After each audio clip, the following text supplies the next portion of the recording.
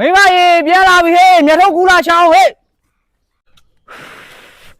လာပြီယောက်ျားရေလာဟာမြင်အဲ့ဘက်ကမှအေးတော်တော်လေးဟာအမနေတာပဲတော်ကြီးရှင့်မြတ်ထုံးကမလာကြည့်ပြီးလေးလိုက်တာရှင်ဘလူးလေးများထုံးလာတော့ဒီလောက်ကြီးကိုတော့ရှင်နိုင်လဲနိုင်မမောလိုက်တာမိမအရာရေးလေးတစ်ခါတော့ယူခဲ့ပါဟဲ့ရှင်လဲမောသလိုကျမလဲမောတာပဲတော့ရော့အေးပါကွာယောက်ျားကျမပြောစရာရှိသေးတယ်မေးပြောလီမိမကျမတို့မန်းလေးပြန်ကြဆိုနော်ဟာမိမဟာဒီချိန်မန်းလေးပြောလို့မဖြစ်သေးဘူးလေယောက်ျားတို့ဒီဟာဒီကအလုံးရှုံဆုံးပဲမိမရာခုမှမြေပဲတောင်စတူးတော့မှာပြန်လို့မဖြစ်သေးဘူးမိမရာအိမ်မှာလည်းအဘတယောက်တည်းမနိုင်ဘူးမိမရာမသိဘူးကျမအရန်ပင်ပန်းပြီးတော့ပြန်ချင်တာပဲသိတယ်